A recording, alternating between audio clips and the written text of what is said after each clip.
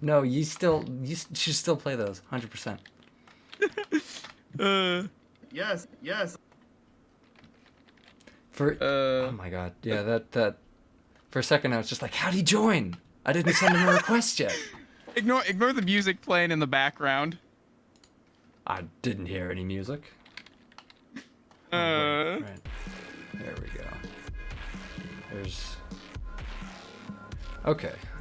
All right. Okay. Ooh, we're live now. I can hear you twice over in my ears. Yep. So where was I with this? We were on this. We were on the decals, is what we were working on. Yeah, it's been like 3 weeks since I've looked at this. Decals. I think we're pretty much done with those at this point. I believe so. Well, you need the realm symbol still. That's true, yeah. Okay. The realm symbols were originally going to go on the car door, but I think we decided on putting them around like the rim of the... Yeah, you were gonna put them over around the rear rim, but because of the fender lip on it, it kind of stretched them out and made them look weird. Yeah, so what I was going to do is I was going to use UV editing here to... That would probably work pretty well. Then you could try and fine-tune it a bit more. Yeah, okay. So I just have to go to the... One idea I had looking at the car, this won't work because of how we did the speakers. I was thinking of having the center of each speaker actually have a different realm symbol on it. But because we have the light glow on them, we can't do that. No, we still could. Oh, wait, I don't know. the I run centers that are by glowing? DK. It's his car. That was an idea I was going to suggest on the last live stream, but I didn't have time. Right. Kind of like how we have just the Noise Bomb logo on top of the sonic boom emitters. There we go. All right. Time to swap over. Oh, my ears. I am here. You are here. Yes, it's DK. Now it's a party. DK. Now the two of you can talk while I completely just lose myself in the sauce. Yes, this is basically practice for when we do another one for Prismatic. Yep. Yeah, I already told him your evil plan on that. Oh, yes! All of our evil plans are coming accordingly, just as they should. I've even Yes, indeed. remapped the or renamed the group chat. I saw that. I had this open on my other screen. I saw it change. I'm like, wait a minute.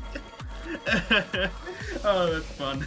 It's set in stone now. There's no changing it. There's no avoiding it. Alright, so I've unwrapped this particular part, so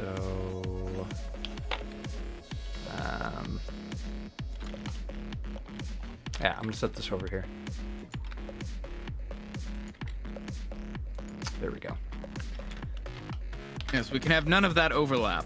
Otherwise, it'll look weird. Yeah, indeed. Overlap is... we cannot abide by overlap. No, not at all, not at all. There's only room for one of us. There's not room for two of us here. I'll just have to learn to dial it back. No, you're fine. I'm fine with this chaotic energy. Chaos! Embrace the chaos! I can do anything. That's the spirit! Okay. So, so DK, since this is your car, Yes. are we still planning on putting the realm symbols around that rear fender wheel? I think I figured if out you the want warping to. issue. I think I've got that. Oh. Here we go. Let's give this a shot. Because if that doesn't like I work, said, honestly, it's just down to what Omega kind of wants to do with it. all right. Because I had an idea. I don't know if you had heard that one. I think that was before you hopped on. That's a bit of stretching, but that's Nah. not too bad. Yeah, my idea was. It's a- yeah, it's that doesn't a- look too bad. Yeah, I just had It's a to little figure out scuffed. the UV unwrapping. It's a little scuffed, but it's all right.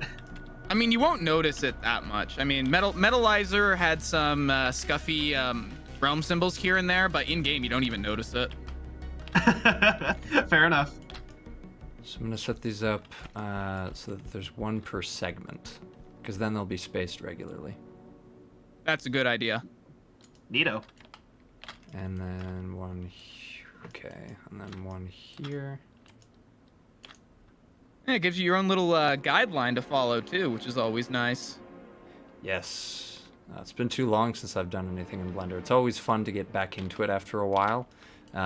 You don't wait too long, and I'm just like, this again. But if I go for a little bit, if I go for a little bit, if you wait too long, it's gonna be one of those moments where you're like, oh yeah, it's great to come back to these things after a while. After I've forgotten how to do everything. it's like riding a bicycle. You forget how to do flips and tricks, but the pedaling kind of sticks with you. You guys do tricks the with base bicycles? muscle memory. You guys do tricks with bicycles? I don't even ride bikes. I don't even know how. I could ride a bike with no handlebars. I'm still pretty proud of that. Oh, you're I mean, fancy. the only trick I've really done, quote unquote, is a jump. That's really about it. The most I've done basic of jumps. maneuvers. Well, okay, to be fair, it was kind of a bit of a big jump, and I kind of hurt my head doing it, but I'm fine now. Sorry, I shouldn't laugh. What did I? I just imagined that trust you me, jumped and then trust like me. hit like a pole or something because you didn't see it. Trust me, that's not the worst thing I've done with a bike. Oh, jeez, that sounds like story material. Okay, backstory. When I first was starting to learn how to ride a bike, I had a bit of an accident where I crashed into another person's car. It was parked, and I just ran straight into it. But I just want to imagine it's just like you're just driving in a straight line. Oh, there's a car there. Well, nothing I can do now. Well, it's because I was still learning how to ride a bike, and it was it was an experience for sure. Well, Just did you like have the- car collision insurance? Don't believe so, but Hopefully I mean, they I wish had I did. insurance. Oh no, Hopefully. the car wasn't damaged at all. I'm the one who got mostly dinged. Oh, that's okay. Humans are self-healing, so that's fine. Yeah, but yeah, those are just some of the stories of the dumbass things I've done with bikes. Yeah, I don't have any stories like that. I've ridden 2 bikes when I was like 6, and that was it. Wow. You don't. Interesting. Well, I mean, where I live, we live out in the boonies. So, but before they even, like, our road got paved for our front of our house. Got paved only a couple years ago. Wow. So- That's way out there. Jeez. Yeah, That is, we live. I can, if I literally pull my blinds down, I can look across the valley and see the cattle ranch. So, or if I look down the hill, I Okay, can see the then. horse ranch. The house Yeah, ranch. that is Hey, half that ranch. is very, very far out there in the boonies. What do you Well- have? What do you have chickens out there? My neighbor's got goats. Goats. Those are superior to chickens. Well, see, that's the thing I find funny. I say I live out in the boonies, but I can also just look over a bit to the right outside the front window by my computer and see all the rich people that moved up from California building on the side of the hill. So Well, We're that's talking the thing about old about money the or new boonies. money there. I can see it all. I see everything. I see everything with my skaven eyes. From the sewers Well, I that mean, I dwell okay, in. I would have kind of expected you to see everything. You live in people's walls, Mouse. I'm in your wall right now. How does he through? How would you see through a wall? You wouldn't be able Oh, to that's see anything from what you'd say. You'd maybe hear like. No, that's sense easy. You things. just you don't notice it, but I just chew tiny holes in the drywall, and then I can peek through with my tiny rat eyes. Or if you've got, I don't know if you've looked at the family photos hanging up on the wall recently. I chewed the eyes out so I can look through those as well. I would. You know, I had questions. I felt like I was being watched recently, and that explains it. That explains why. Oh Yes. dear heavens. Yes, I apologize. I don't mean to intrude, but I can't help it. I'm looking for more floor scraps. They're very tasty. No, Let me I explain understand. you- Only the most refined. Let Only me the know most when you have more refined and microwave burrito scraps, please. That was delectable. Well, it'll be a while. I'm off of that diet. Oh no! I am forever sad. Forever. Oh, that's we pretty much lost.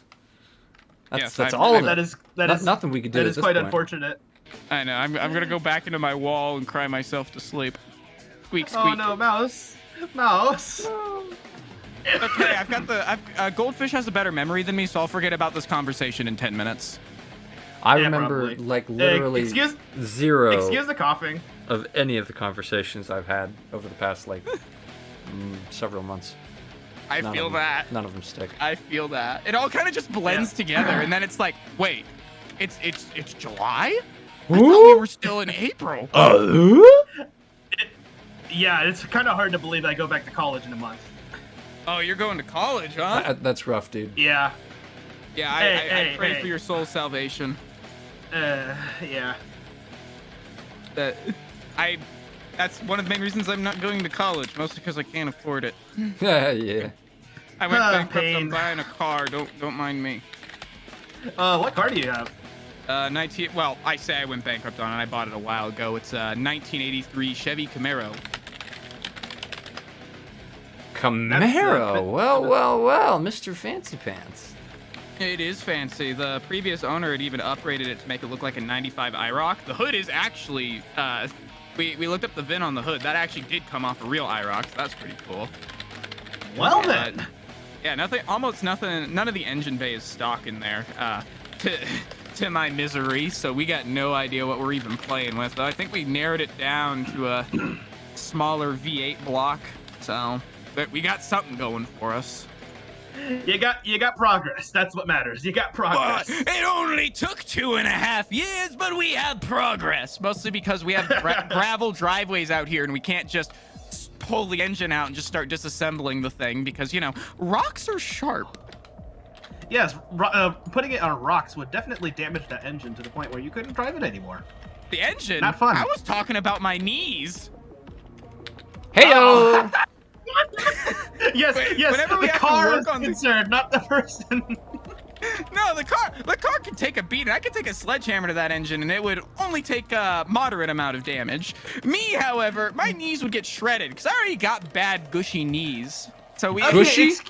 Excuse me for a second. Gushy? Excuse me for a second. Why would you slam a sledgehammer against your engine block? Gives it character. Yes, slam. Yes, pork chop. Okay. No, it was just an example. Oh, sorry, I just choked on my own saliva. Oh no, you're fine. You're fine. No, it was just an example. But whenever we actually have to like crawl under the car, we have to do some sketchy stuff. So repairing your cars is just scuffed, basically. Okay, so I've done 2 things to it. Well, 3 things technically. The most recent thing I did is I dropped the transmission's fluid pan, and we swapped all that out because I've been having transmission problems. Lo and behold, Right. it wasn't a clogged filter. It's just the transmission being the transmission. Oh, so guys. that's fun. Guys, Defects from the 80s. Haha. do you want to hear something really stupid that I did recently involving my car? Oh, absolutely, Okay. I do. I need to hear this now. Okay, so I recently went on a camping trip to this out to this remote place in Colorado, and we All right. stopped at a gas station slash like supply store, which was like the closest piece of civilization to the camp site. It's like a small town. Yeah. Oh, All right. right. I should probably make an announcement on the Discord that I started the stream. That Forget would that that's a good thing that I do. Oh, Yeah, Omega's you been didn't do that for the distracted by our turn chaos. either. Omega's been distracted by our chaos. Well, that's the point. It's the chaos. Anyway, so at this like gas station rest stop place, I'm like, oh, I should probably check my engine oil. So I pop the hood, and I check my engine oil, and it's really low, and I'm just like, oh man, I must be burning oil again. So no. I go to the back, and I grab a quart of oil, and then I unscrew the cap, and I pour it in, and like 3 seconds pass before I realize that's not oil. That's coolant that I'm pouring into my oil reservoir. Oh, no, And so no, I'm just no, like, oh no, that's not good. Oh, that's I painful. thought this was going somewhere else. I thought you bought like the wrong That is- consistency of oil or something like that. You just Uh-uh. trashed your Oh, car. No. that is actually painful to hear. Oh my god. So yeah, steam is like rising out of the oil cap, and I'm just like massaging my temples, just like, oh, this is not good. Luckily, there's Yeah, that is very bad. Okay, lucky for you, a lot of that stuff does evaporate. Oh, it shouldn't be too bad. well, what I ended up having to do is change the oil right there, which is what I did. So I looked it up, and they're just like, no, don't drive with that, and I'm just like, okay. And so I bit the bullet, and I spent like $150 on like stuff to fix my stupid mistake. Oh, that sounds so scuffed. That does. That does. It was a time. It was a time. It- It was. That wasn't. That's a time indeed. Each It golly, is it definitely an sure experience. was. It. It helps you Telling learn. me about how you have Sure. the 3 types of fun. That's gonna be in the 3rd category, where you look back on it and laugh at it, but still cringe. It wasn't too bad actually. Like I didn't freak out. So. I mean, that's the good thing, is a lot of that stuff is designed to drain out if you actually, swap it out. So, Yeah. So I had you to fuck up that undo. badly. I had to undo the bolt at the bottom of the the Oh, the you're oil pan. lucky. You actually have a drain plug on yours. Yes. So, Do they make cars without drain plugs? have you ever heard of the 80s? A lot of the older cars, a lot of older cars like the 70s Roadrunner, the 69 Camaro, the 70s Plymouth, a lot of those older cars don't exactly have what we consider like the conveniences of drain plugs and stuff. Yeah, That's- so That's, you that's know how kind I of was cringe, telling guys. you I did 2 things to my car, right? One of them was dropping the transmission pan, which does not have a drain plug in it, and oh boy, the transmission fluid is everywhere, considering that is basically where all of the fluid goes inside the tank, because that's the lowest point. So that was fun, but I also swapped the oil filter on my car, which also included me having to remove the drain pan, which does not have a drain plug either, so you have to take the whole thing off. Thankfully, like, I only drive. Sounds like a lot of I work, only drive Mouse. Yeah. Forget to mention, because my driveway is gravel, right? So we have to prop it up. So we've got the car propped up on 2 wooden stands on its front 2 wheels. Rear wheels are just, chalked in place. So we're crawling under, and we have maybe about a ruler's length of space to work with in getting the stuff in and out. That's Thankfully, I only drive Japanese cars, so I don't have to deal with stuff like that. Well, the next car I want to get is a Subi, so... Oh, I'm driving a Subi right now. Yes, a classic. Which Subi you driving? I'm driving a 2000 Outback. 2000 Outback. All right, that's Yeah. not bad. Yep. I personally, right now I'm a 2000, I want to say 2002 Civic LX. I don't know the exact year, I just know it's a Civic LX. Look at this Okay. guy. Oh, wait, no, you told me about this one already, haven't Listing off car models like I understand what that is.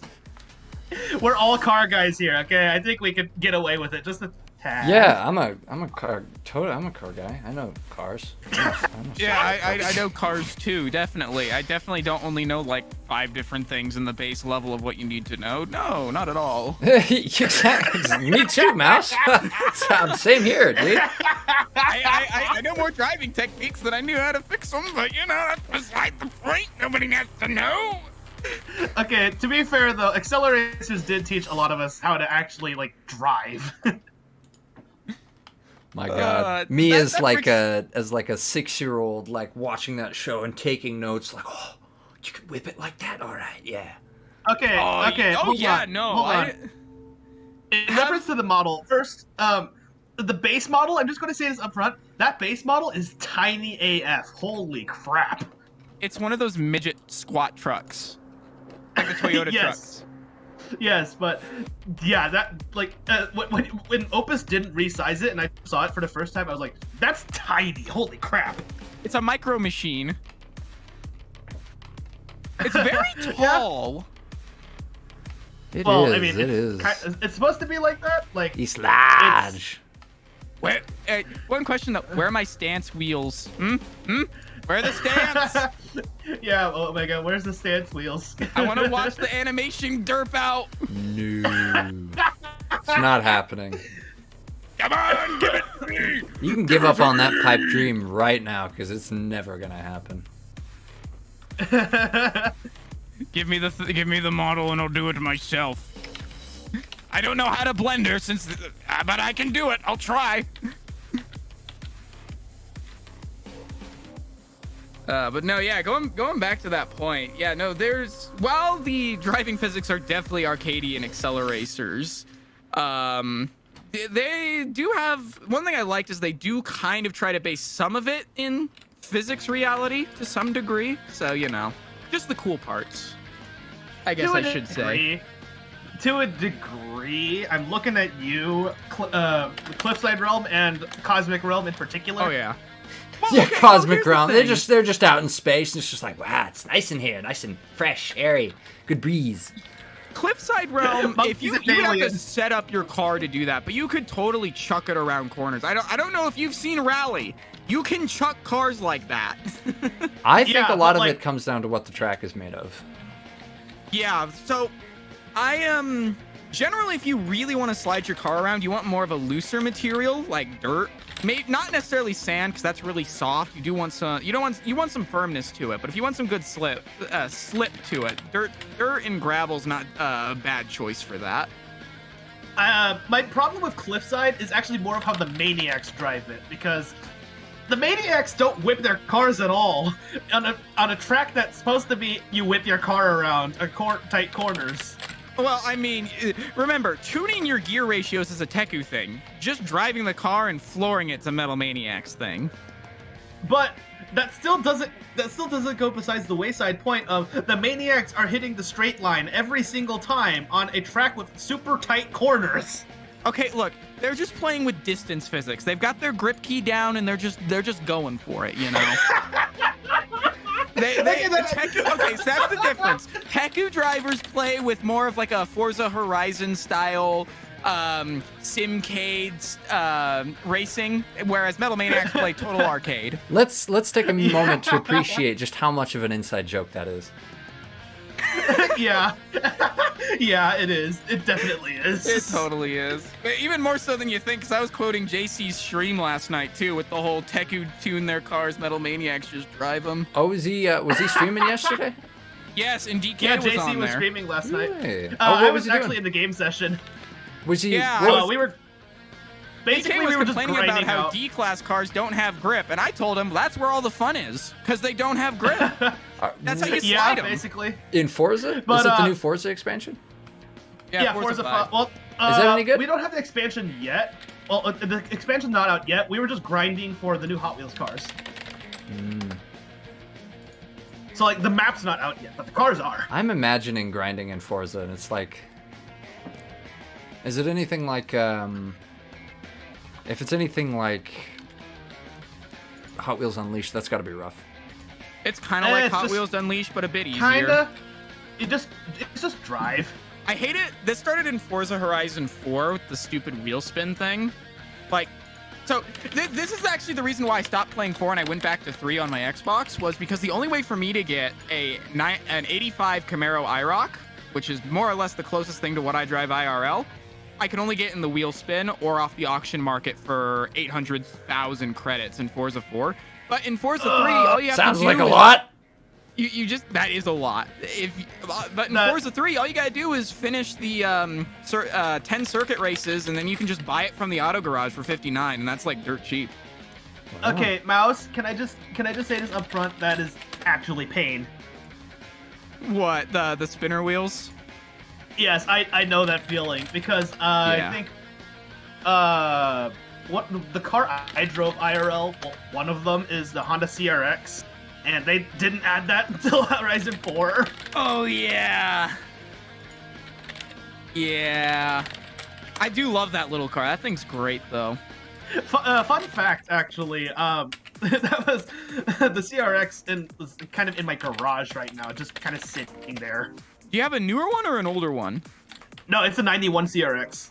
91. Yeah, that's what I'm talking about. I like the 91s. It's got the fastback on it too. Yeah, my dad used to drag it back in high school, I think. So. Yeah. Yeah.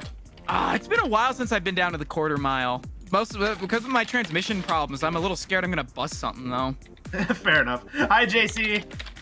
Oh, is JC in the chat? It's JC. JC in the house. I actually really enjoyed that podcast episode. I actually watched it today. Oh, is that the one that came out today? Yes, I Yeah, did. it just came out today. Yeah, what'd you think? I had you in it. People liked it. What? Let me check this out.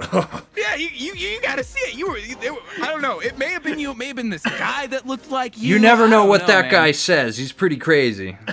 It's really just a mimic. It's just a mimic. He kind of rambles sometimes. Yeah, maybe you just got a hobo off the street. I don't know.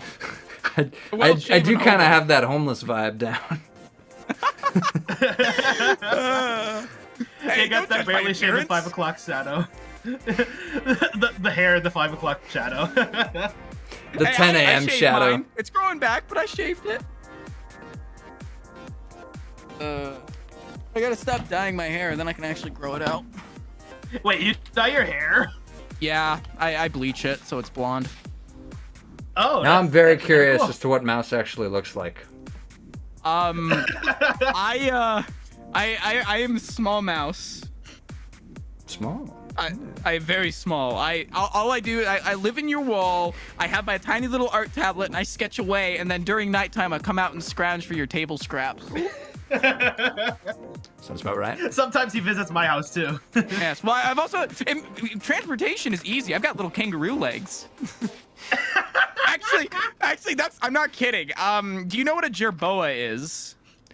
No, Yeah, and at this point, I'm afraid to ask. No, they are Okay, hold. They are. Oh no, those Okay, are little, those are okay. little mouse things, aren't they? Like the whatever. Yeah. Here, let me Jerboas send you a pic. They're so adorable. Yep, that I actually on your Discord, Omega, I actually changed my PFP to one of those, a little GIF of those. They're so cute. Oh, you've got that nitro drip. Chat. I got nitro a while ago. We both had the same idea. Yeah, they're so cute though. Yeah, it's adorable. Black. Okay. They're actually decently sized too. I'm They just can fit kind of on your sad. hand. I'm kind of sad they're only they're restricted to Eastern Seaboard. Hold on, have you seen a Pygmy Jerboa? Oh God, I'm kind of scared of what a Pygmy Jerboa would look like. Give me a minute. I got you. This is a Pygmy Jerboa. Oh my God, that's adorable. It's just a ball with eyes, a nose, a tail, and some legs. That is actually adorable. Oh my God. It looks weird to me. It looks like a Goomba with a tail. You're joking. That's not real. That's real. There's no way. It's real. That's real. It is real. No. No. Usually they're a little fluffier. Okay, to be fair, the animal kingdom has given us some pretty scuffed animals in the past. That's true. Like, Have you seen the blobfish? Well, the blobfish actually looks pretty I was- normal when it's under, Well, when it's ton where of it's pressure. supposed to be. Where it's, yeah. I was actually referring more to like prehistory, so like Doedicurus and animals like that. Oh, I gotcha. I gotcha. Cool Def.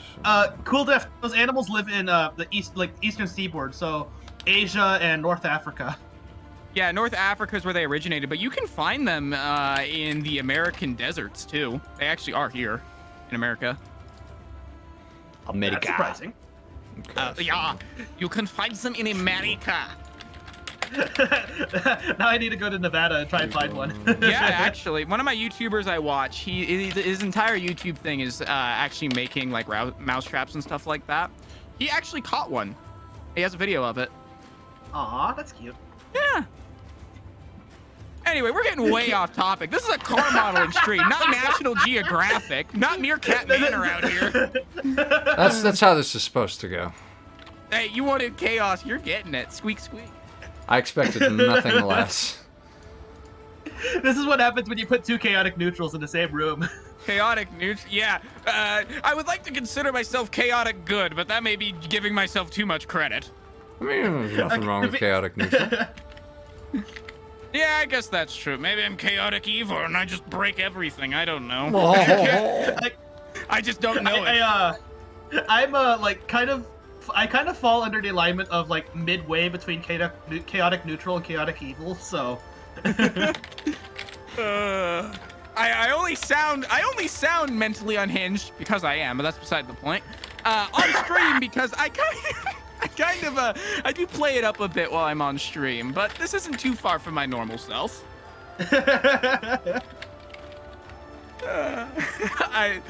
Oh boy. Yeah, I don't know where to go from that. I just declared my mental instability live for the world to hear, so you know. You declare it every time you open your mouth, Mouse.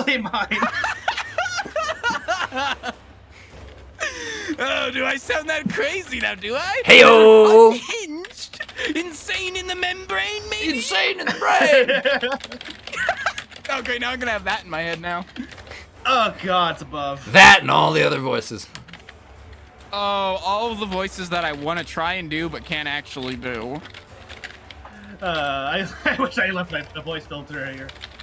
You have a voice filter? What? It's a joke. I wish I had enough money for a voice filter, but You have a voice filter that can make your voice sound like you're talking in a cave? Okay, Mouse, stop flexing on me. Yes, I'm going to flex. I don't get enough chances to use this thing, dang it. That's why I have you on my soundboard. Yes. God damn it, Mouse. Oh dear lord, that's going to be interesting. Oh, yes it will indeed, DK. Yes it will. DK is gonna strike back by just doing Yes, of the course. cheap man version of that, and like just going into an actual cave Yeah. instead of using a voice filter. Oh, don't tempt me. Don't tempt me. He'll do it. The one thing. That's a threat he's making.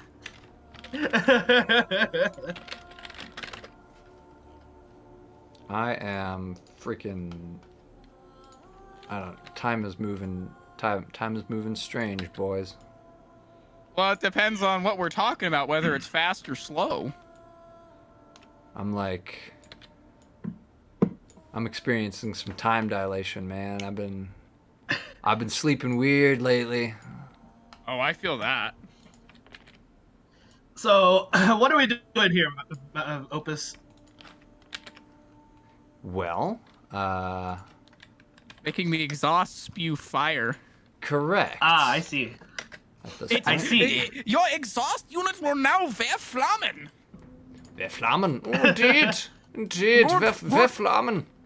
Werfen Sie Flammen, ja? Guten Tag. Guten Tag. Mein Name ist Strudel. Maus. Strudel. Yakits Pyron. What? I'm speaking Latin. I'm speaking Latin. I was going to say, that doesn't sound German, that sounds Latin. Yes, I am a Latin nerd. You are a German nerd. Oh, that's cool. Legit, that's cool. Latin's cool. I don't know. Yeah, I don't know how you use it to talk, but sometimes when somebody says like a big scientific word, I'm just like, oh, there's arachno in there. That's got to have something to do with spiders. I know that word. I mean, Well, wait, isn't, opus, right? Uh-huh. That's Latin, mister. technically, Omega is Latin because the No, Omega it's Greek. It's Greek. symbol No, is- Omega is Greek. Get flexed on, nerd. Yeah. Come on, give me a break. Omega I have like is part of the Greek alphabet. I have like 3 remaining brain cells right now. Okay, give me a break. Oh, well, you still got 2 more than I have. Oh, you're approaching me with only 3 brain cells? You see, that's the thing. I am the utmost of smooth brain individuals, you see. I have not one wrinkle on my brain. Smooth brain energy. You see, well, there's an addendum to that. Except when I'm starting to draw things. Or then my brain soaks in the brain brine and juices and flowing all around. And then I have the most raisin brain around. I say it because it's wrinkly and small. Raisins are pretty tasty. Yes, they are. That's I'm why actually- I keep eating my brain. I'm actually a little jealous that, Mouse, you are a tablet person. I'm only good at pen and paper. Okay, here's the thing. I suck at pen and paper, but that's because I am a line perfectionist. And drawing on an art tablet allows me to do a little thing called Control Z, aka undo. So I can draw a line, and it's on my pen. I have 2 buttons on my drawing pen, my stylus. One of them switches between draw and erase, and the other is undo. So whenever I draw a line, I'm like, nope, that's not good. Press the button, and I can do like 20 attempts in like 30 seconds. You know, it doesn't take that Fair long. enough. Fair enough. Yeah, no, tablets are great for efficiency. I've got a Lenovo Chromebook that's like it flips around and stuff, and it's got like a little pen thing. It's just Oh, you got one of them fancy flip ones, don't you? yeah. It's pressure sensitive, but only in like 5 degrees of it. It's not like super. I'm technically you were gonna it is pressure sensitive, but anyway, like I have to pull my sleeve up around my wrist so I can write on it because it's also just like a regular ass touch screen. So You see, that's one thing I like about the one I have. I use a Artist 13.3 Pro is what it's called. And it actually has, it's a special glass window that only interacts with the stylus. So I can put my hand anywhere on there and it works just fine. that's pretty neat. Well then. Yeah, it comes That with is a whole bunch of buttons on the side that I don't even use. Other than the scroll wheel, that's great for zooming in and out. Technically, it's a scroll dial. It's not even a wheel. It's like a turntable. You just turn it left and right to zoom in and out. And then if I press and hold control, I can use it to rotate my canvas. So that's more of a function of the art program I use. So that way, you know how if you're drawing with pen and paper, you can just turn the paper so you're drawing at a different angle? I can basically simulate that on my tablet without having to move the tablet. Yes, but I prefer doing things with pen and paper just because I make a lot of mistakes and being able to flip the page. That's the my thing page too. over Is and I doing actually that. like the textile feel of paper, pen on paper, right? Which is why I Yeah. got the specific one I did because that specialized glass panel I'm telling you about is textured, and it works with they call them nibs. That's the tip. That's the replaceable tip of your stylus that interacts with the screen so it doesn't scratch it up. That is Well also then. textured, What? so it feels like I'm drawing on paper. You gotta be joking. That's crazy, man. That is nuts. That is interesting. Yeah, no, I did a lot of research into these, and I got this one particularly because it wasn't very expensive, but it's easy to work with. This was the best middle of the road option because I didn't want to just get a trackpad. That would have been fine. I could have gotten one for like $60, stylus and a trackpad without any screen, and I could just look at my screen while I'm drawing below it. But that would be a little weird for me, as I like looking exactly at where I'm drawing. So I wanted one that actually had a monitor on it, and that's basically what this drawing tablet is just a plug and play monitor, like just your normal computer monitor that you can interact with. Well then. So when you Yeah. say that this was like not too expensive and middle of the road, how much did you spend on this thing? I got it on Amazon. I don't know what they go for now. I got it for sale for $380 for the complete package. Mind you, I paid an extra $60 to get the big one. So I had, because the bigger the drawing space, the easier it is to work with. That doesn't sound too bad, actually. Well then. Yeah, no, That's- these tablets can go, the average range for a tablet like the one I bought is like $600, right? It looks like I'll have to invest in something. Yeah, no, honestly, I would highly invest in this. If you can, get the biggest screen size you can. I don't know what your workspace is like, how much space you got on your desk, but the bigger the screen, the easier it is to draw and see what you're doing. Because if you're working in Usually- a cramped, I don't know if you've ever drawn in like a tiny like handbook, notebook kind of thing. It's not easy to do. It's basically that. Okay. Mouse, I'm just gonna say this up front. When I go into when I'm working on GIMP, I am a very pixel by pixel person. So Oh yeah. yeah, it just ends up being a lot of stuff. Just ends up I'm too much of a perfectionist. I feel that. Again, that's why I got this tablet in particular, because it allows me to perfect my inner perfectionist. I can be a perfectionist. Perfect. It's why it takes me so long to draw stuff, especially like the Acceleron cars. I spend way too long on my lines when I could really just do a close enough line, which is what I did with Validium, but then there came problems when people tried to model it because of inconsistencies, which is why I draw the way I do now, is if I take any of my cars from perspective, whether it be the top, front, rear, side, everything will more or less line up almost pixel for pixel, which takes forever, but I do it. Yeah, same here. Although, for me, it's a little more messy, simply just given the fact that pen and paper isn't exactly 1-to-1, so... Well, yeah. No, you don't have to be 1-to-1 either. It just has to be close enough. Like, margin of error. Like, everybody's got their own margin of error when it comes to this. My margin of error is it has to be 95% on the dot. 5% is the margin of error. If I can take a small moment, Madrek, that was the voice of the people. I had no say in it. What? Oh yeah, Madrek made a comment about deleting Kenobi's cliffside from the grid. I actually liked his cliffside. Yeah, but people didn't like it, and for some reason, I liked it too, but I can't stop the voice of the people. Yeah, I liked that one. Ooh, that's shiny. It's very shiny. Very shiny. Indeed, it's got like a cherry gloss coat on it. The wheels look kind of scuffed, but I like it. There's like no. Have you ever heard of wheel spacing, bro? Yes. You've got wheel gap. Have you heard of wheel gap? Some people can fit their whole hand underneath their car. I can fit my whole head in that wheel gap.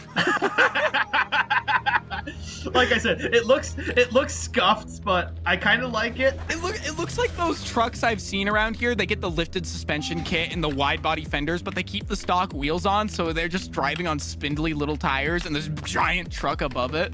Oh my god. I've seen those. Yes, you know what I'm talking about. I see those all the time out where I live because it's truck country out here. Well, to be fair, it's farmland, so you really do need one, but... Bam. What's funny, though, is I've actually seen, with all the new California people moving up, I've seen some pretty cool things. I actually saw a McLaren on my way to work last week. That was crazy. Ah, God. Like a McLaren F1, like legit. Well, then.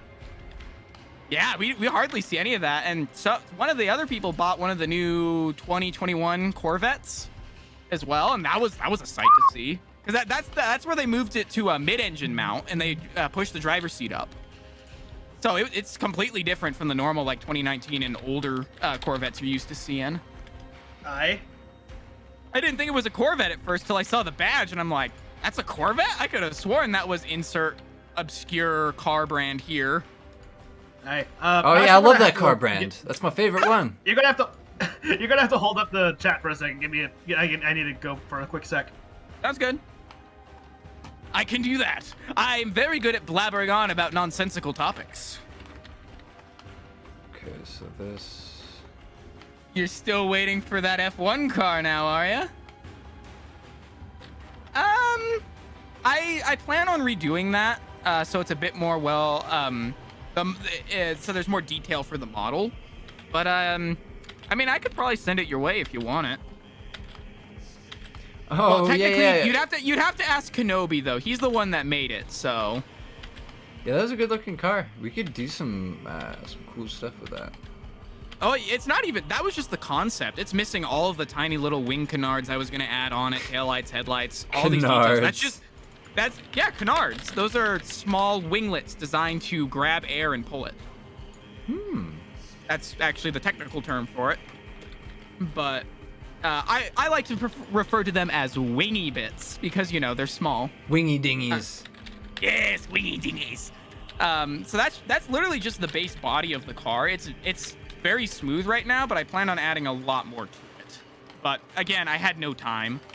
It was kind of the same with Prismatic.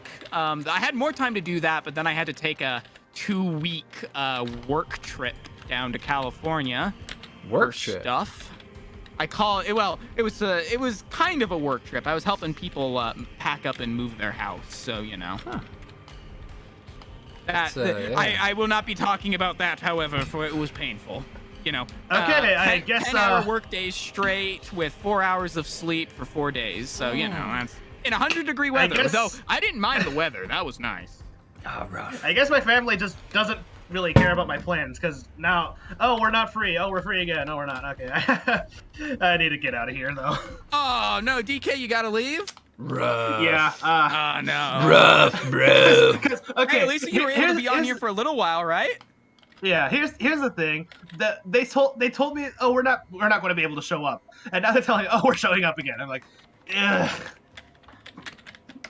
Yeah, I hate it when stuff just like pops up out of the. I have extended family that do that. I feel your pain. Yeah. Anyways, I'm out. See ya. You don't worry, he'll still be here in spirit. Yes. He's still here. He is, yes. It just got a lot quieter now. Remarkable. I was the one who saw the McLaren F1 Clorox bleach. I'm going to assume that's Madrek, considering he's talking about F1. Yes. I would assume. Okay, so the original is gonna have. Are we tucking those wheels in? We is. I'm not gonna lie, it kind of did look like one of those like micro machines where they got the wide wheels. Oh, do you remember those? They were old Hot Wheels cars that had wheels that were like as wide as the body on each side. Oh yeah, I know. I remember. I know what you're talking about. Yeah. I have a bunch of those. It just looks like they have 2 barrels as their rear wheels. No, yeah, I remember that. Yeah, I've got like 50 of those in a box somewhere. Neat.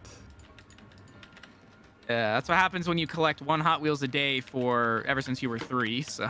Yeah, I'm also guilty of that. Well, I have my dad to blame for that because he did that too.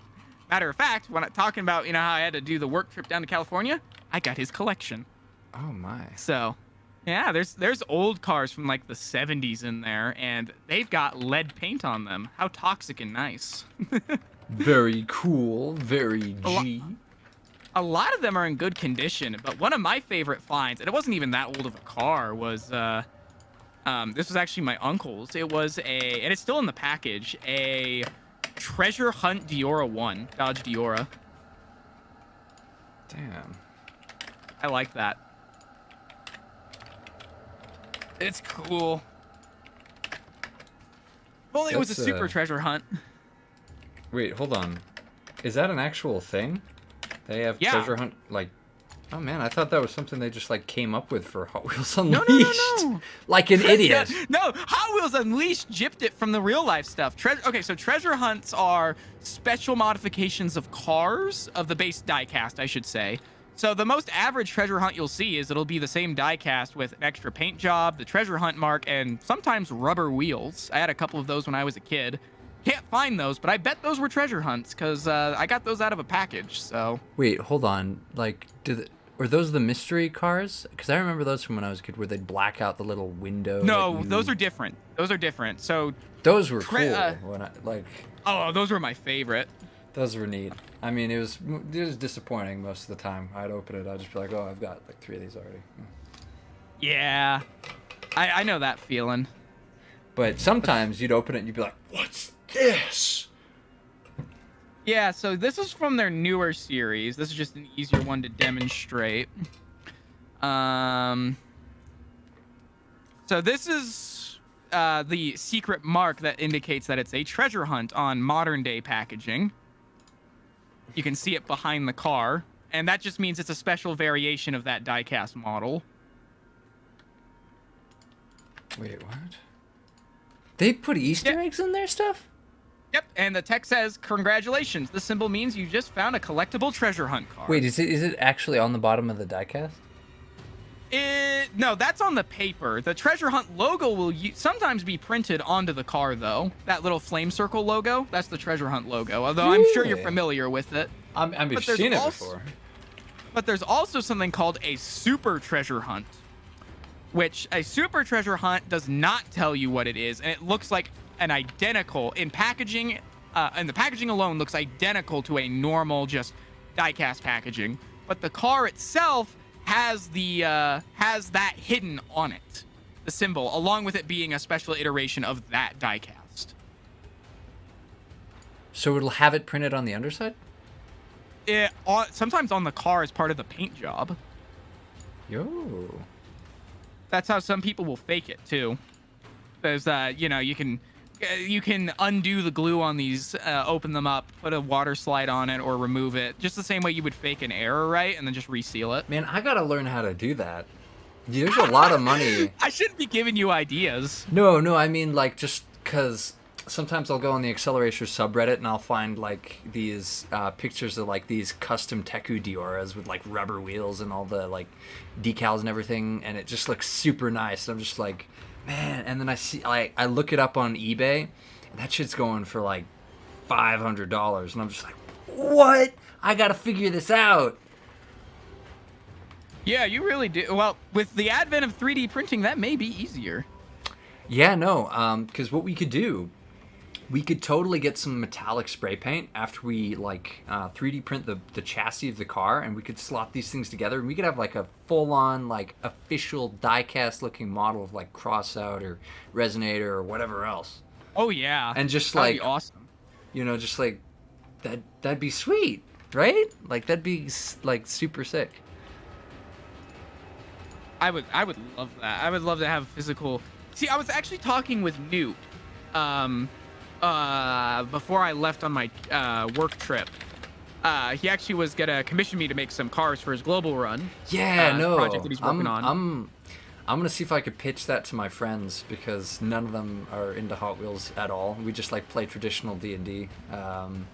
I'm actually really excited because I don't know if you know this. The way I design my cars for these tournaments, I actually design them around car classes and what they're supposed to do on the track. So making like actual global run cars is like, yeah, I'll do it. I can do that. Car classes, no problem. That's how I already do it. That's pretty legit. Yeah. I don't think I've actually said that before, that I actually base my cars around classes of what they're supposed to do. You know, I think that's a first. that also really really that makes sense with the fact that this is like a car-based RPG. Yeah. Well, I mean, that's kind of why I made Prismatic a support car, because I hadn't had one of those yet, and everybody wanted like a Realm like truck, right? So they could support the rest of the players. But I'm like, all right, well, I'll just do that in my own way then. I mean, it came out really well. Yeah, Came out I mean, really good looking.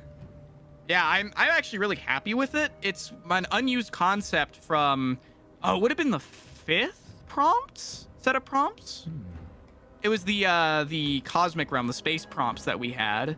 This was one of the 2 body types I was going to be using. This is themed around like 80s robots and Gundam and stuff like that for Prismatic. The other one, which is what I'm going to put for Pulsar, is the name of that one that I never released. Is going to be based around space race, like Yo. think like Sputnik, Apollo 11, Space stuff Race. like that. That reminds me of Zero Gravity Zone from oh man, from World Race Game. Stunt Track Challenge. Stunt Track Challenge. That was where it was at. Yeah, I actually didn't play much of Stunt Track Challenge when I was younger. That was one of the few Hot Wheels games I didn't have. It was so good. If I had to grow up with World Race or Stunt Track Challenge or beat that, 10 out of 10 would pick Stunt Track Challenge every time. And that's not just nostalgia. That game is actually really solidly built, and it doesn't. Oh, I'm sure. And I mean, a lot of the mechanics from that game, as far as I know, were pulled for use in the World Race game. They were pulled from the World Race game because Stunt Track Challenge was released after. Oh, it came after? I didn't know that. Yeah, I don't know. I grew up on Hot Wheels World Race. As a matter of fact, let me reach around here. I've got the disc. I don't know if you can hear that right here in this little case. Have you ever gotten it installed? It doesn't work on my computer because I have more than two cores. It does work. And it freaks out because you don't. It wants to recognize like it's like many other old games I have, and Hey, it wants Mouse, to recognize two core processors. You watching the stream right now? Yeah, I am. I've got you brought up on the other side here. My other screen. Hot Wheels Mechanics was the bomb, Cool Death. I grew up on that one too. Matter of fact, that Hot Wheels Mechanics served as an inspiration for a couple of my, couple of the gimmicks on some of my cars as well. I'm running Windows 10. I'm running like a 1080 Ti. I've got like the latest hardware. It runs. No, It okay, runs here's the on. thing. I know it runs, but that's what I was bringing up with other old games. I have another game that came out in '99 that will not install to the computer, but if you copy the files from a downloaded version, so let's say you installed it on your old computer that did accept it, and then copy those files just straight over to the new computer and then just run it, it'll run just fine. It's a bug with the installer. Yeah, that's exactly what I did for World Race. Yeah, that's what I would have to do. Yeah. And Well, I'd no, have you- to go dig you out my don't, old computer. You don't have to do that. Oh shit. You don't have to do that actually, because I already posted the files. Oh, did you? Yep. Let me I send didn't know that. you. Yeah, no, I've got a. That would make me very happy because I was gonna go on a nostalgia trip about 3 months ago, and I found that I've got that disc right on my shelf. I'm like, I want to do this game. I want to play this game and actually finally 100% it, because when I was a kid, I could never do it because I never understood how to do the track combos. There you go. And it's very simple because it tells you exactly how you need to maneuver your car in the air to do in challenge mode, right? Which acts as the tutorial. That last one where you're supposed to actually land the specific set of stunts in order to charge your boost bar or whatever, the Yeah. top bar. I don't remember what it's called, but I could never do that as a kid because I never knew that those words aligned to the actions that you had to do in the air stunts. So that was the only thing I was never able to complete, but I had 100% on everything else in that game. Well, I sent you the link for the installation, and All right. it should work. I hope so. I haven't had anybody have any issues with it, except for occasionally somebody will complain they can't rebind the controls, because I know that is an issue people have. No, if I'm going back to play this game, I'm playing the default controls using old school gaming arrow keys. That's the way, I to do wonder- it. That's how I did it. Did you ever play around with the controller mod that somebody was making for this? No. I would love that because racing on mouse and keyboard, while not bad, I started racing with a controller, and oh boy, is that nice. That's what I do for distance, and I do very much like that. Yeah. The main reason, funnily enough, back in the day, I would say maybe 2 years ago, maybe, I was playing distance, and I was trying to speed run a specific map, which was your Speed of Silence 404 on Ice Realm. Oh, yeah. I got so frustrated that I couldn't hit it just how I needed to. I plugged in my controller and rebound all of my keys to make it work in distance. And I just went and I never went back. I That's the can't way to change do back it. now. That's the way to do But it. at that point, I had never raced using a gamepad since I was like 12, which is like the last time I played on a console for a racing game, you know? So I was just like, wow, I can't believe this was so much easier. Because I sucked with using gamepads when I was a kid, which is why I never used them. If I had the choice, I would do the PC. Yeah, that's what I always did until I started playing Nitronic Rush, actually. Yeah, no, it makes a world of difference. Because you're able to fine tune not only your steering, but your throttle. It's not, you press W and you just pin it, you know? You can actually feather it and go slow if you need to, which is absolutely amazing when you're playing other games like sim racing games such as Dirt Rally. I've got so many hours in that game, and I'm gonna have so many more. Yeah, that, and you can also steer without having to like put in some sort of like frequency. Yes. Yeah, they'll usually have a delay. Like the latest Need for Speed game, Need for Speed Heat, actually has a turning delay on mouse and keyboard. So if you press A, it'll slowly go, then fully go. Yeah, and So see, that, like, that's not a threw me bunch off. of control, yeah. Because it's like not... I was going to race that game with mouse and keyboard because that's how I played all Need for Speed games, besides Need for Speed 3, but then I was like, no, I'm never getting used to this. And then I went on a... I plugged in a controller, and then I just became a drift god. That's about how it goes. Need for Speed Heat has one of the easiest drift mechanics I've ever had to work with because it's an arcade drifter. And it was one of the first games I actually just started buying cars just to tune them to do a specific job. Like, I've got three different classes. Have you ever... what's the name of the game? It's Rich... No... So, it's technically a racing game, so it'll come up in my racing... Ah, man, it's this, like, old... It's, like... It's coded in Java. And it's just about drifting. I am trying desperately to remember the name of it. It's, like, pixelated. It looks like one of the old... Slipstream. That's it. You ever played Slipstream? I've heard the name. I don't think I've played it. I may have. It's pretty lit. It's straight up just drifting. Like, literally, it's just some arcade drifting. Like, where you just gotta tap the brake and then, like, figure out like, no, how much speed to put into turns. I haven't played this one, but I need to play it now. It's pretty good. I like it. It's pretty good. Yeah, that definitely looks like my jam right there. I don't know, that's the thing. I either like full arcade racers or full sim.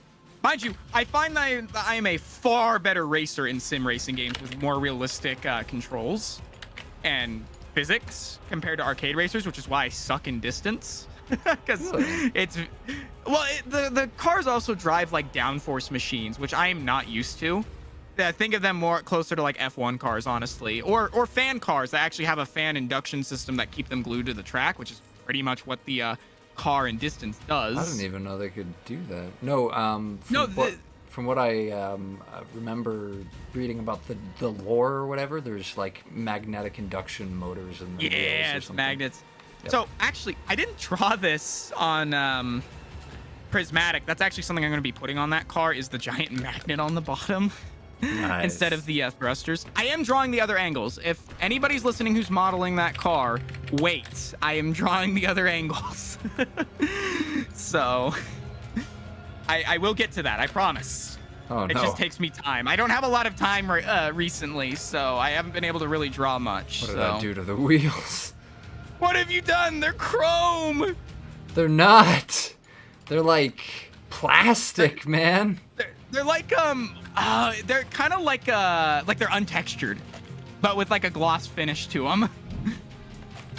Oh boy, that's fun. Gives it some contrast.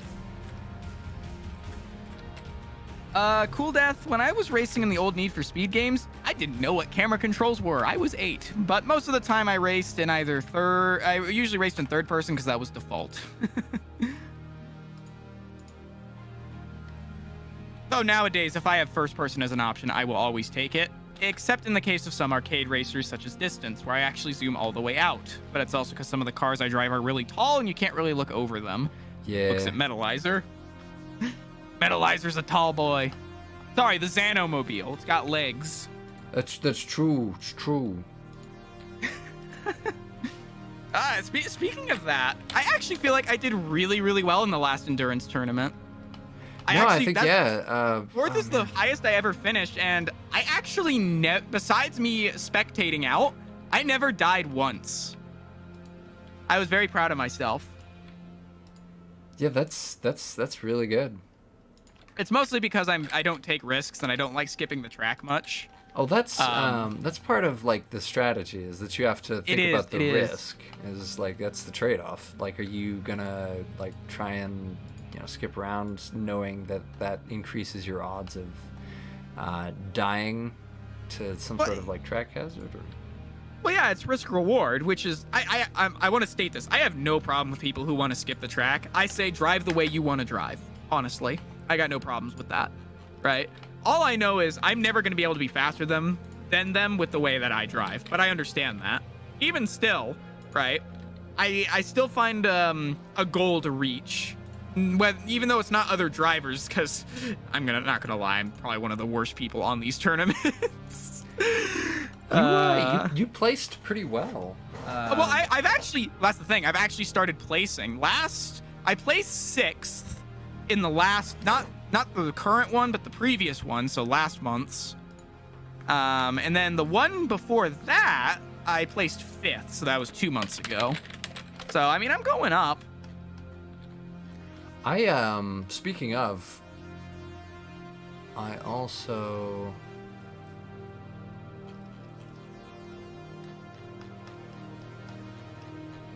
added a new team to the roster on the little tournament thing that I have. Let me. Nice. I posted a picture of it in. Oh no, I didn't. Did I? Did I not? No, I haven't seen it. Oh no. If you posted it on your Discord, I haven't seen it. Well, this is pretty much done importing. I'm gonna double check that the materials are right, and then I'll spend some time showing ya. So the tires. Oh right. So this is wrong now. That's why. 1, 2, 3, 4. And so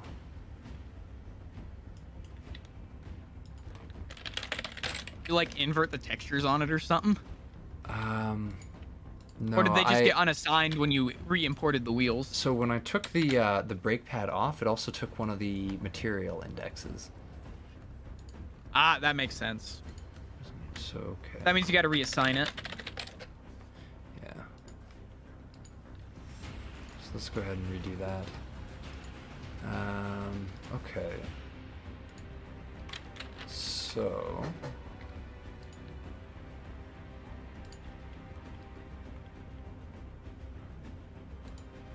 I have, here we go, this here, and then put this right here, and then there we go. There it is. That's what it looks like. That's the new HUD. All right, hey, that looks pretty good. That be looking good. So added. I can finally see my score. I can finally see my 2 points that I'll earn. Well, I needed to put something there for it to be official because I am gonna start working with, as soon as this whole like custom car project or whatever is done, I'm gonna try and start working with Newt so that we can get some of these things 3D printed. So between him and me, we're gonna try. Oh yeah, that's awesome. Some prototypes of the car models, and then on top of that, like maybe print out more of these. The FIA team. More of these 3D printed Acceleron chargers, these FDM ones, which I think they come out pretty good. Yeah. Oh yeah, I've seen that before. I like that. I'll never earn one of those, but I'll buy one. If you're selling, I'll buy it. Yeah, they don't take a whole bunch of work to make. I just have to spend some time and perfect the like the workflow that they need. I would love to design one because I've got ideas for how I could make one like glow and everything using LED strips. It's a bit of like mechanical design, but yeah. Because what I was thinking was I need to Sorry, yeah, keep talking. I'm Sorry, no, you should finish that because yours is probably more important because you might answer my question. all I was gonna say is that I need to make a little so you know that little rule graphic that I made for all the other teams? I need to make like a little small extra box that functions as like a rules DLC for Accelerons so that they know what the rewards are, how it's scored, what they, Yeah, because right now the Acceleron team is just basically silencers without the point buff currently. Yep. That's fine. So I need to figure out what the rules are and also what the rewards are, because the idea behind the team is that once you win, then you can compete for like real prizes. Yeah. Sounds like you've got quite a bit to consider when it comes to that. I have a fair few things that need my attention. Yeah. Well, I mean, we're mostly just using a modified formula scoring bracket right now, so Yes. with a couple added modifiers on top of it. Here's the thing, though, with my rule, with something I would say with the rules is, when it comes to trying to enforce or not enforce something, if you're gonna enforce a rule, make sure it can actually be enforced. Yeah, you know? pretty much. Because I know there was a big debacle over the whole macro ban thing, but if we ban macros, how do we enforce that kind of thing? Pretty Right? much, You can't. Yeah. So we have to design around that in mind. Mind you, I got no problem if people want to use a macro because it really isn't that much faster to begin with. Like me using the spectate camera, I can do it about obviously not as fast as a macro, but I can do it within a second or two. You know, it doesn't take me that long. It's just muscle memory. Yeah, pretty much. The only thing that it really affects is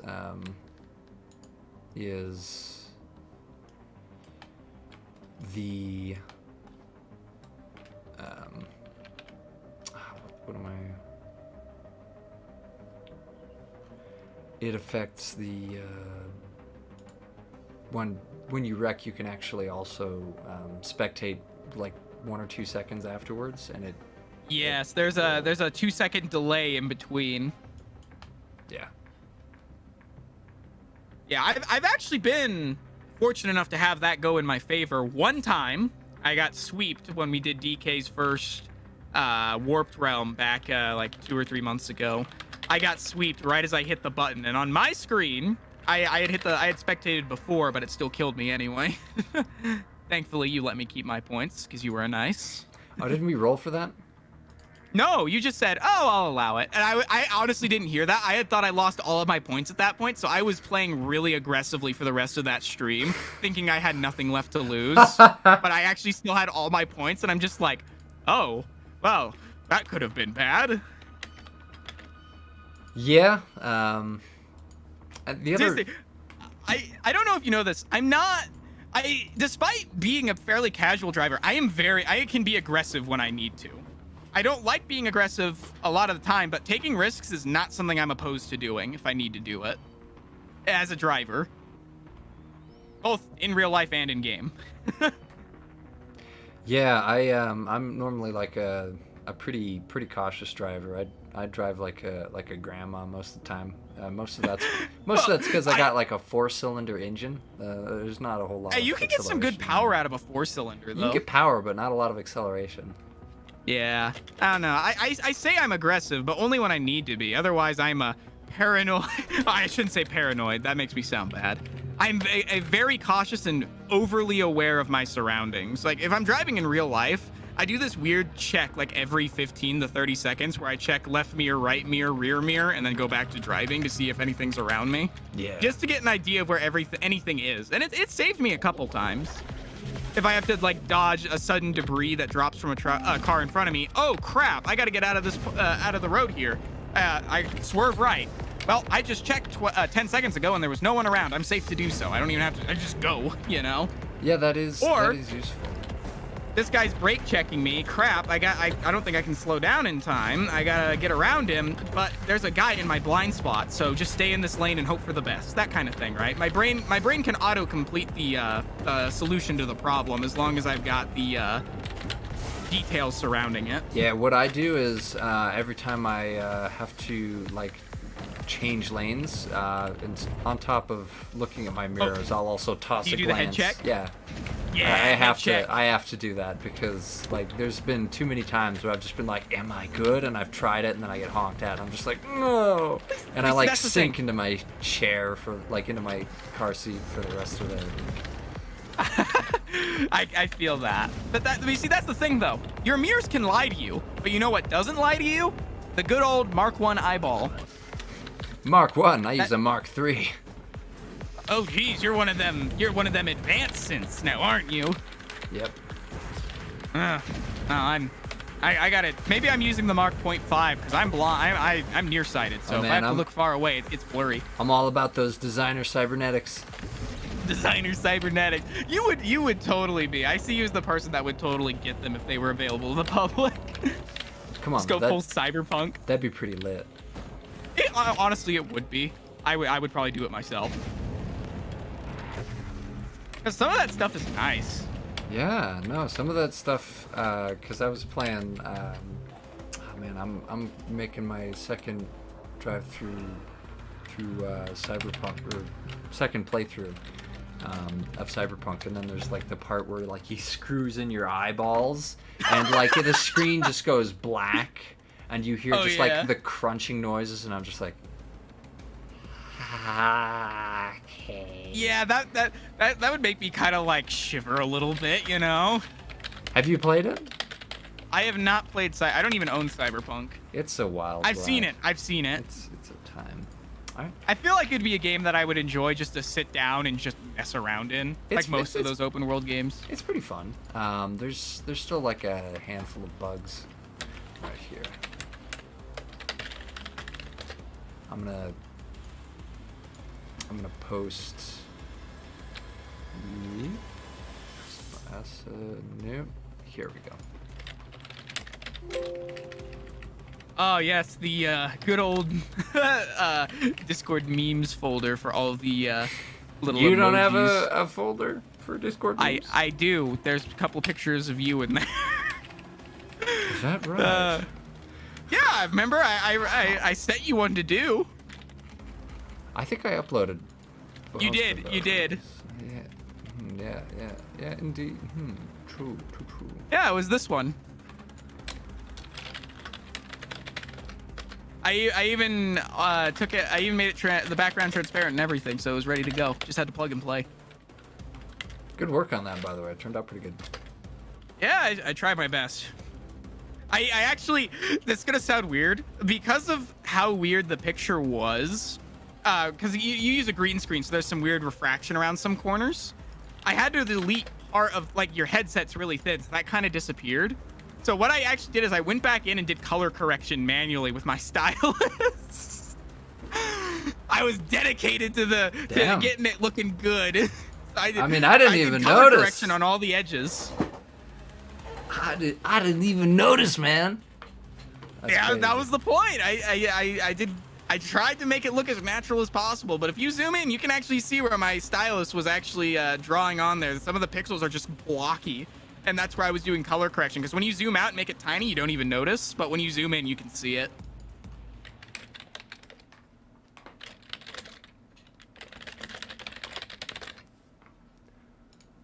Okay. It's mostly around the headphones. That's the easiest place to see it. It sounds like something that I would not even notice. It would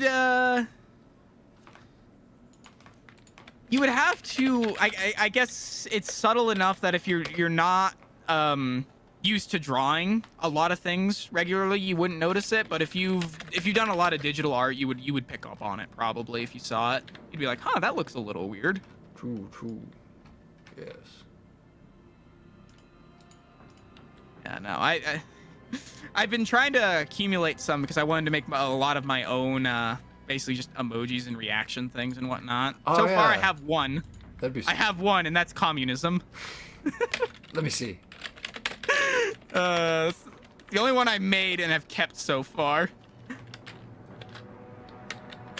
Communism. Is it the cat? Oh, okay.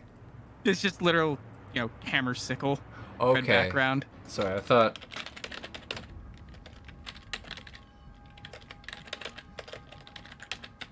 But no, I actually plan on drawing a bunch of my own if I ever get the time and actually do it. Because I do have a chibi art style I can use. I mean, it's been my profile picture forever now, so. Oh yeah, I forgot. You can draw things other than cars. That's Actually, I can't draw people very well. I can draw cartoonized people somewhat decently. The problem is I have to make them basically just tiny. If I actually try to draw full-size people, even cartoon, proportions always get off because, people are weird. Cartoon people are still people. Well, as in like drawing people, there's a lot. It's a lot of natural shapes. In art, there's two types of shapes to go with. There's geometric shapes or solid shapes, and then there's natural shapes. Solid shapes are basically what I'm doing with cars, more or less, because they're more boxy, they're more flat and symmetrical, right?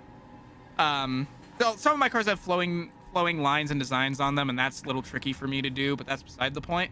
Natural shapes are asymmetric shapes or smoother shapes, ones that aren't, blocky. So, like, let's say if you're drawing a head, that is considered a natural shape or an asymmetric shape. Despite, a face being pretty symmetrical.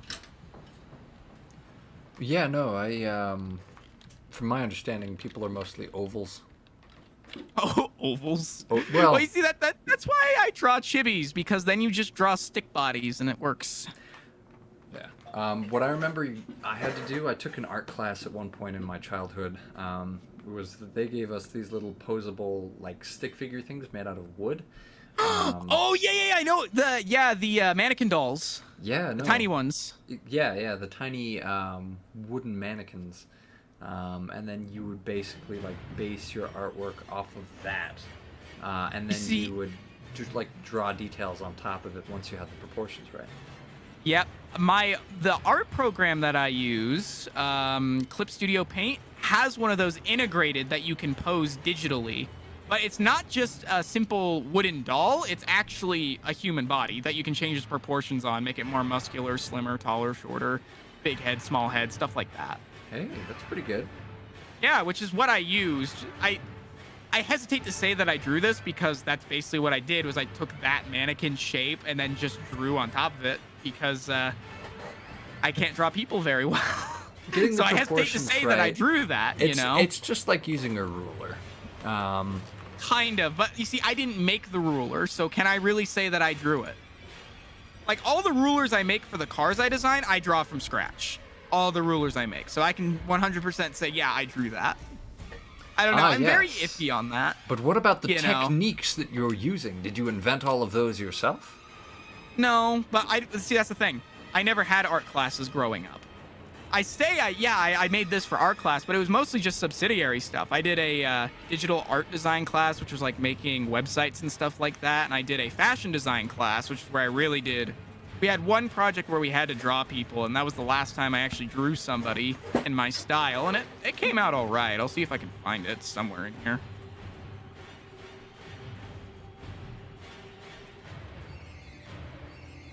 Yeah, for that class, they had us design an entire inspiration board and design an entire outfit for a season. Around a specific clothing item, I should say. Oh, interesting. So, what's an inspiration board? Okay, so an inspiration board is a collection of pictures and items that you want to take design elements from and incorporate into yours, whether it be color palettes, shapes, specific clothing items in the case of making an inspiration board for fashion design, right? Like, let's say you like this hat, right? You can take this hat and put it on your board, and you can use that style of hat. Like for mine, I used a bucket hat with, I found a ribbon on an old bowler hat that I really liked, so I implemented that onto the bucket hat. Okay, yeah. So those were two different pictures I used to create my design, if that makes sense. Yeah, all right. It also helps you organize your thoughts and put them forward and all together so you can see it. I do this with my car designs occasionally. I just have a big folder of just a bunch of pictures of cars and stuff that I like, oh, I like this shape, oh, I like that shape, or ooh, I like this style of car, like, oh, it's a road buggy, okay, I want to make it around, I want to make a road buggy car, so around this size, right? And then I'll find other cars that are similar, you know? Yeah, no, I get that. And you just kind of throw all the like inspirations into a folder. Yeah. I have the ref folder here, which just has all of the pictures of cars that I've used. I have an entire folder to tire treads and rims. So I can have quick access to that. I have a textures one that gives me like paint textures to work with, so I can kind of try and eyeball it to make it look similar. I have a decal board in case I like, mostly for the realm symbols and Acceleron logos, stuff like that. And then a mechanics board because I'm a weirdo and want my cars to look like they work like real cars, so I have to go and draw the suspension and the rigging and the drivetrains and all that. I think that's probably why your designs like win a lot of the time, is because they look ornate, whereas most of them are just kind of like these vague shapes for cars. Yours, people that's like look at because them and like. All of the cars I've designed for this tournament follow 5 mostly hard rules, right? Which is 1, the car should fit in with the aesthetic of the other Accelerator's car to some degree, right? So it has to kind of blend in with the others. 2, the cars must be designed as a track car or similar to track cars. So as in Hot Wheels track, like Orange Track, right? Yeah. Because all Accelerator cars were designed to be track cars. So if we're making Accelerator's cars, I need to have that as a thing for my cars, right? Yeah, of course. 3, the car must be realistically feasible as a car and that can survive in the racing realms, which was a challenge for some of these cars, such as the weathering and deterioration prompt, because you would usually just make a car that's like half hollow, rusted out, and, you know, falling apart. That wouldn't race very well, though. So I had to find a way around stuff like that. And that a sub rule to that is the car must take into account drivability and real world physics. So the car size, what can fit in the interior, what engine's powering it, stuff like that. And the last one, the car must be designed to work in the racing realms or designed specifically around a specific realm. So all of those rules together is what I have to work with when I'm creating the cars for these tournaments. I noticed that on Osteovoltaic, how it had those like electrical like Tesla coils. Yes, on the either Tesla side. coil. The only reason those are retractable is because I thought, well, what happens when this thing goes in the water realm or storm realm? But originally those were just going to be sticking out normally. But I'm like, well, what if we just have them retractable? So then I angled them at like a 35-degree cant and then made them retractable. Oh man, But- speaking of, I gotta make that car bigger. It looks super small compared to the It others. does. It's because it's such a good design. I feel like it's one of my strongest designs. It's the less is more, you know? Yeah. I feel like I could do better with the livery design. I feel like the livery design on that was pretty pretty on point. Yes, that was the first car I did a livery design. Now you got me messed up. A livery design for, so I wasn't sure what I wanted to do. So I just kind of messed with that and just, it's close enough. With the following cars, I got more complex and tried to base it around the car itself a bit better, which is something that I've done. You know how I said in Need for Speed, I buy cars just to tune them? Yeah. Well, I bought in some cars just to paint them and put a wrap on them, you know, design them. Because I'm like, ooh, this car's got specific body shape to it that I know I could do, insert this with, right? Yeah, I can make it like a cyber grid design, or I can make this this design or whatever, you know? That's like, I don't have the motivation for stuff like that. Well, you see, that's why I also started doing, started with, I guess I could say it started with Osteovoltaic, where I did the alternate paint scheme designs. That was just mostly so I could get the other names that I had in mind for the car on there, and reference the I guess it would be trashed concepts for that car, which held those names. But after that, I actually dedicated making those alternate skins as actual alternate skins, which we saw with Aeroderivative, with the Vaporwave, Polyculture, and Zephyrus. Oh yeah. Though Zephyrus was actually the original name for the car still, so... Well, that makes sense. It's oh man, here we're gonna talk about Warframe again for a second. Ooh, Warframe. All right. That's the name for one of the characters in Warframe is Zephyr, and it's like it's an air themed Warframe because it's like got like bird features and like kind of feathering. Do you know where what the source word for Zephyr and Zephyrus is? Is it Latin or is it like another language? Because I know it is Greek for the god of the east wind. Yes. Which is why I thought it was a great name for the car, but then I scrapped it for aeroderivative. Anyway, back to Warframe. Yeah, no, that was it. That was the whole association there. You seem interested though. I can't remember what your stance is on Warframe, only that when I bring it up, you're just like, you say something specific. I've never played Warframe. I've seen a little bit of it. I don't know. I just like learning about, new things and whatnot. I've seen a lot of, I know a lot of people in, especially your Discord, play it, so. It's like a pastime for me almost. It's like a club that I'm into because I've played most of the game, and it takes an ungodly amount of time to get through a lot of it. You either love it or you're like, it's interesting, but I don't have time. I feel like that would probably be where I am, interesting, but I don't really have a lot of time, because I don't...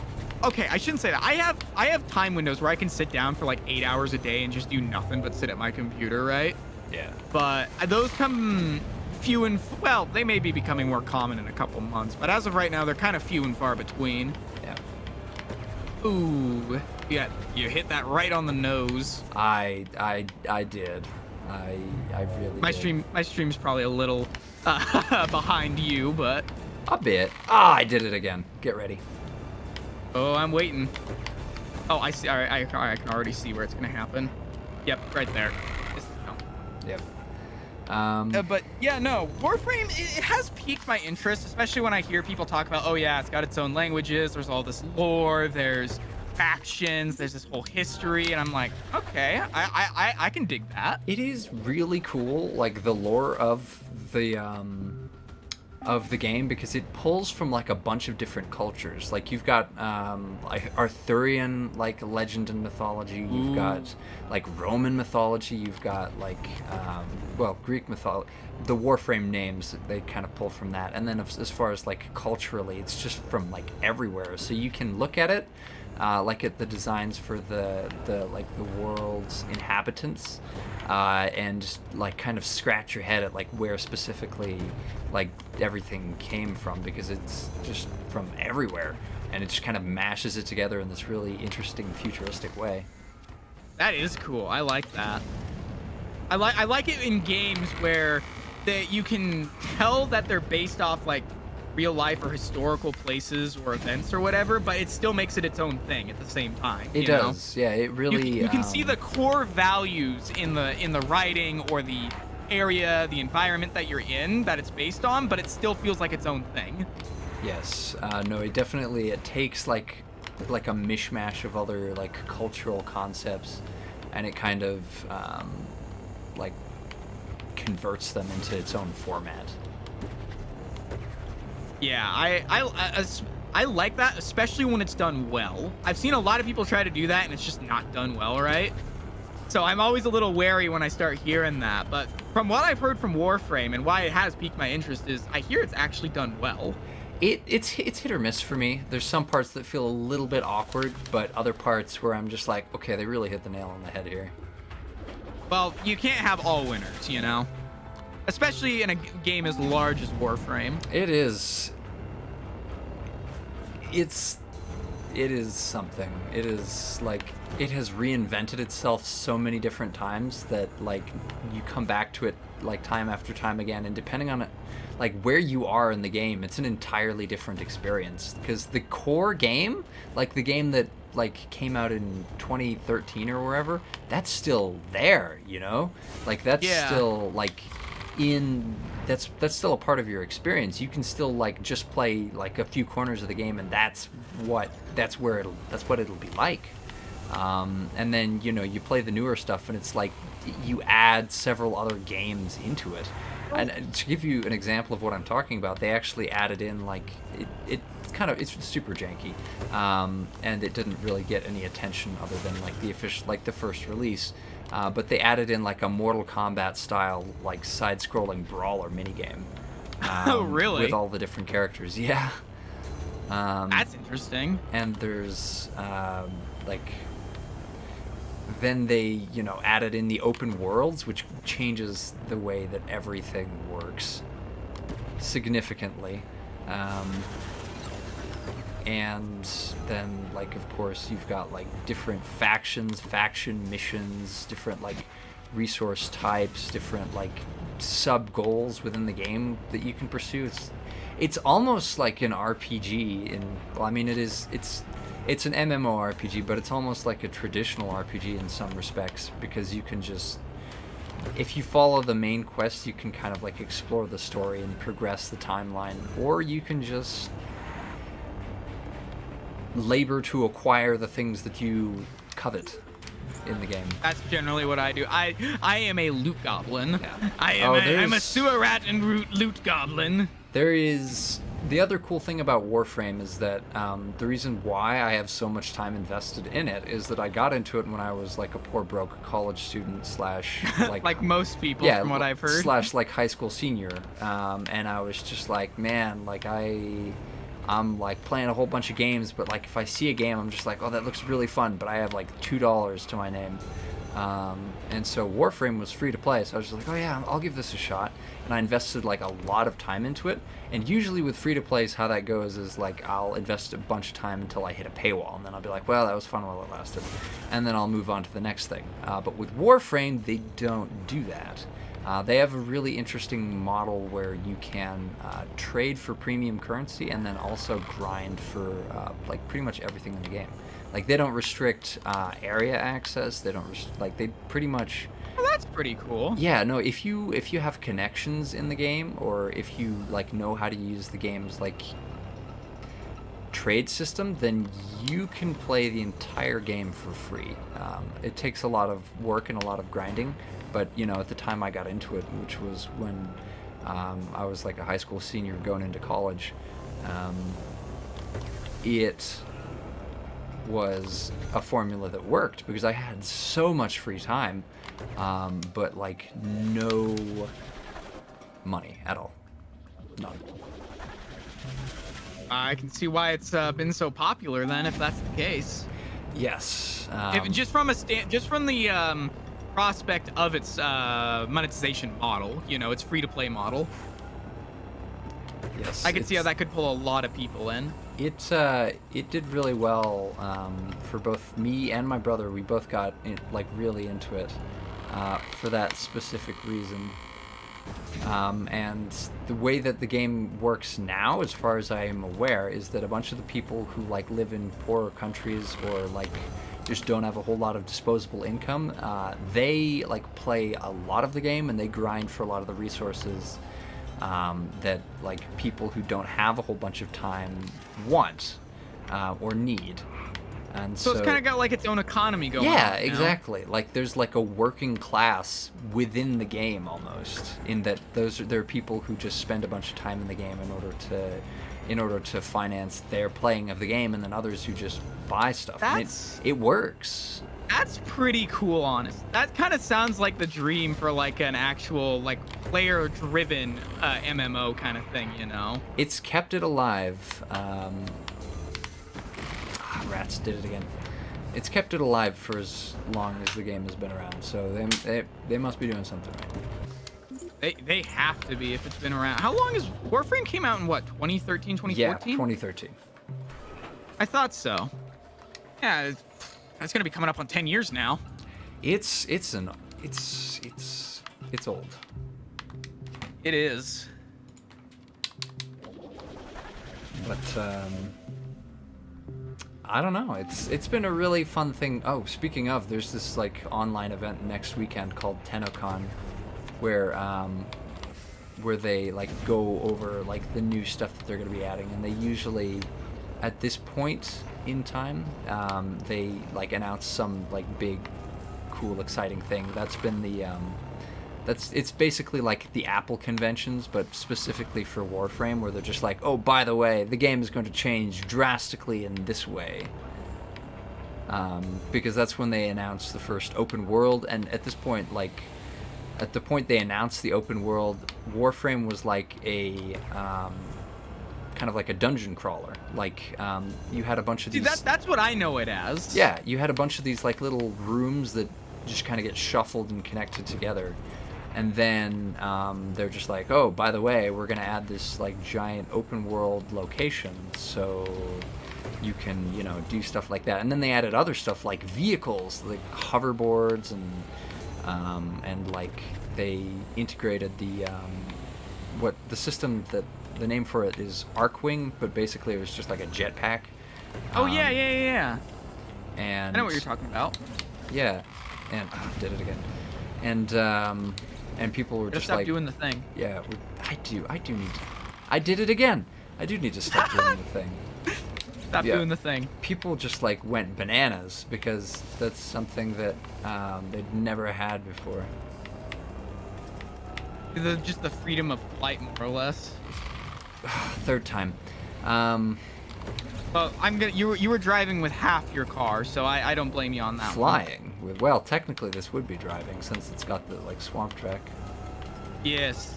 See, I just totally didn't misspoke or anything. I was totally going for the swamp track thing. Totally. Yes. But yeah, no. Totally driving. It's this one. This has got to be one of my favorite tracks. I was gonna say I haven't seen a lot of these tracks. Nice. Yeah, no, these are all like dev tracks that just got actually, included in like a few updates. That was a conversation I was actually having with Madrek not that long ago about how, when it comes to Realms maps, there really isn't that much like challenge necessarily involved with them compared to actual like distance level editor maps. You know. Yeah. They make you use a lot more of the car's abilities and different skill sets in order to complete them. You know. Compared to just a basic Realms track. Yes, I really dig a lot of like the gameplay of a lot of the like the challenge, quote unquote challenge tracks in Distance, like NWBO 4 and Inferno and Inferno. Yeah. I was so sad at the end of the last tournament. I had gotten we played Inferno again, right, on the post part of the tournament. I had actually gotten past a part I had been stuck on forever, and I was almost towards the end, and I was so happy, and then we closed the server! No! Well, okay, technically we didn't close the server. Xano went to spectate, and I was the last one left, so I had 60 seconds. Then closed the map, and then we closed the server after it ended, so... Rough, yeah. I was like, no! I finally made it! You're gonna take it away from me! Once you get it... At that point of Inferno, it's more or less just a straight shot, just some basic arrow control, and that's it. Oh no! Oh, I think I know what part you're. That is really rough. Yeah, but I had never been ever been there before. Inferno that was a first for me. Is like a little bit of a pilgrimage. It's like a gateway drug to like the rest of the complex maps in Distance. I had played that first part of the map so much that I can get through it pretty quickly. Not using any of the skips or anything, because I'm not that good at arrow to actually do some of those quicker skips. But following the main track, I can mostly get through it with decent time to spare. But once we start getting to the middle part, and then, like I said, the later part, which I had never been to, I start slowing down quite a bit. Yeah. Oh, pro tip: if you're using a controller to play Distance, you want to bind the. You want to bind the jet controls and the steering to different sticks.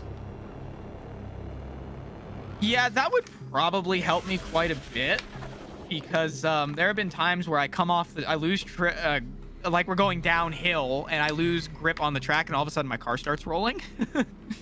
Yep. I've had that happen before. Yeah. So that's the way they did it in Nitronic Rush. So that's just how the controller was bound. So when I started playing Nitronic that would Rush, make sense. That's how I learned. I keep mine on the same because it was default. I honestly like the default controls of distance pretty well. Besides the camera controls, those are really wonky in my opinion. Yeah. But I like the base control scheme and sensitivity for the most part. I up the steering sensitivity because most of my driving is very minute changes on the stick anyway. So when I really need to steer, I need it to steer. So make it extra sensitive, please. But when it comes to the aero control sensitivity, I haven't touched that at all. Just because I'm too scared to try it. Well, you don't even have to mess with the sensitivity. You literally just bind it to, like, here, I'll show you.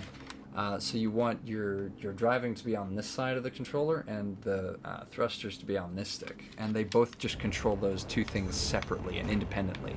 So you can do both at the same time. And you don't need camera controls if you're, like, playing regularly. And even if you, like, are in a truck or whatever, and you need to be able to see above it, then you can just lock that into place using the number pad. How do you lock your camera? Everybody talks about locking your camera into place. I've never been able to do it. It's pretty easy, actually. So the default... I've never been able to do it in a way that allows me to see. Yes. The default, like, layout for... This is a weird track. It is a little funky.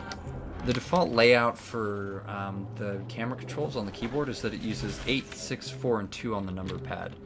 And so you want to boost, or you want to make your car, get your car rolling, hit 2, and then hit boost, let go of 2, and then you've locked it.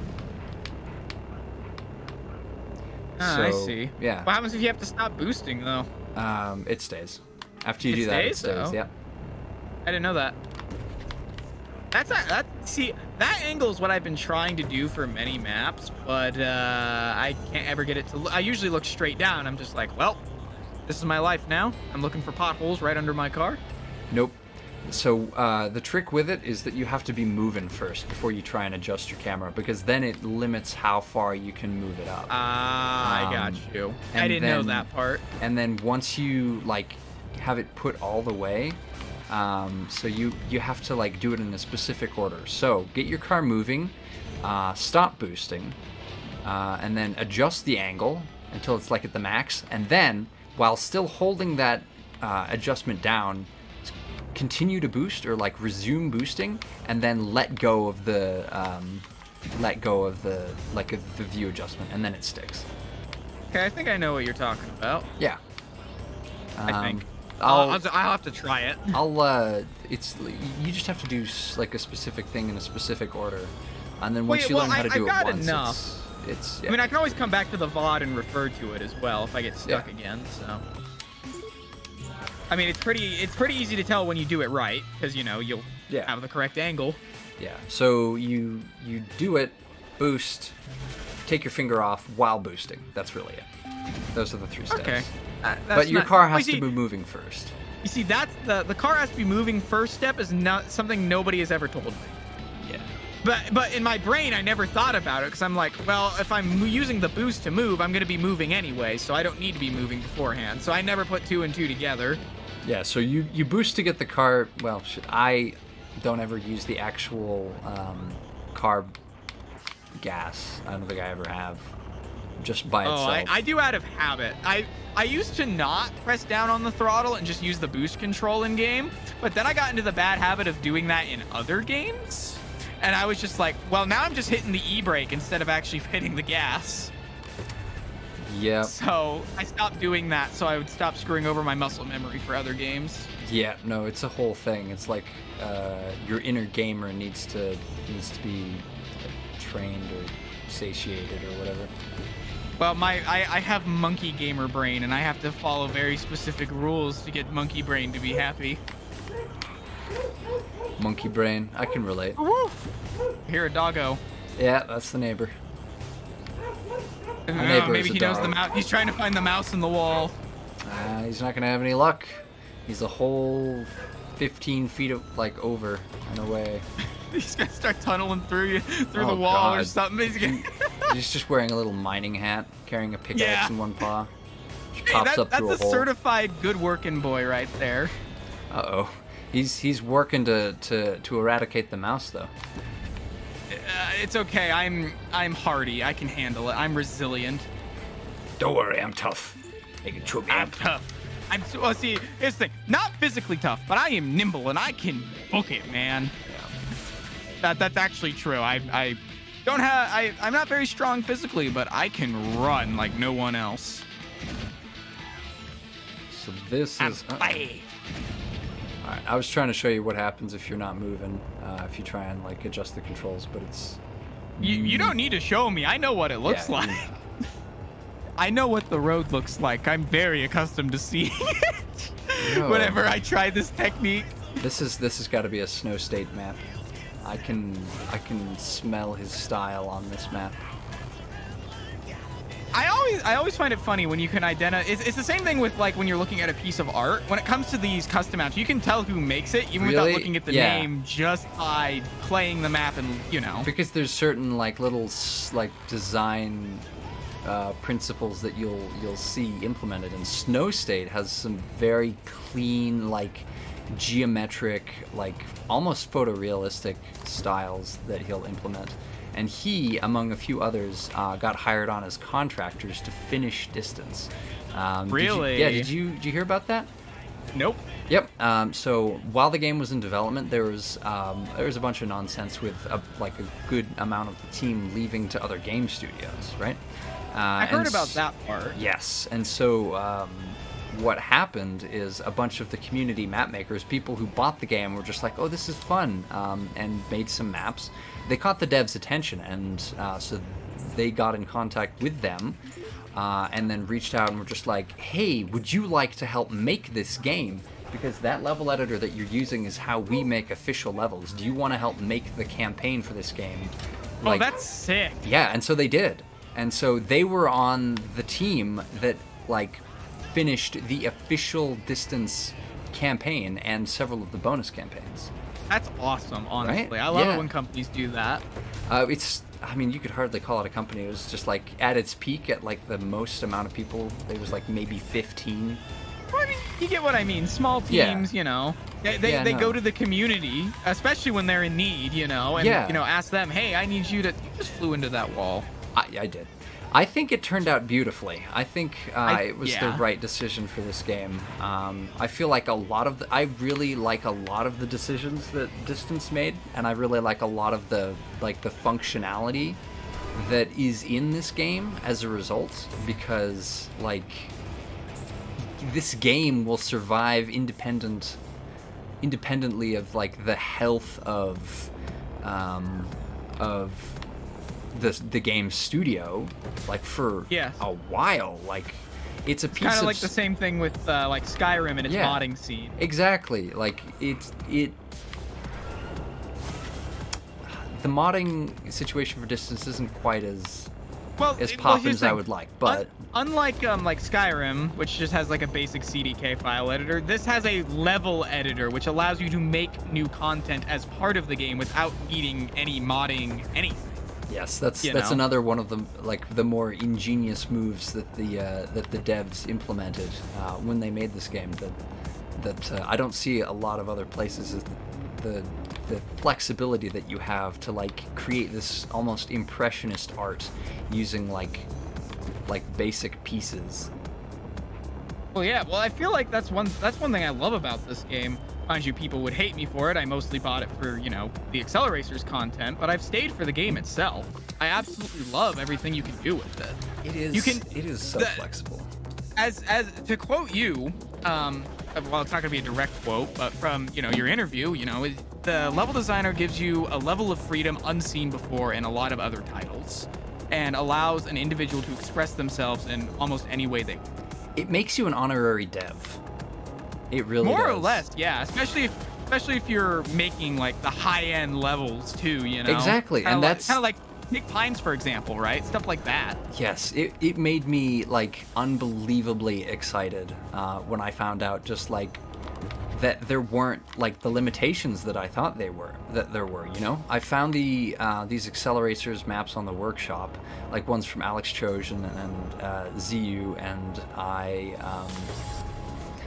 I downloaded them and I played them, and I was just like, oh, these are like really cool impressionist pieces. I wonder if you could. But I at that point had like played with the level editor a little bit, so I knew that there were a few things that you could do that they weren't doing, and so that led me to like just be like, oh, maybe I can fix a few things, and that led me down like a rabbit hole of like there really is no end to like the things that you could add, like how cool you can make these maps.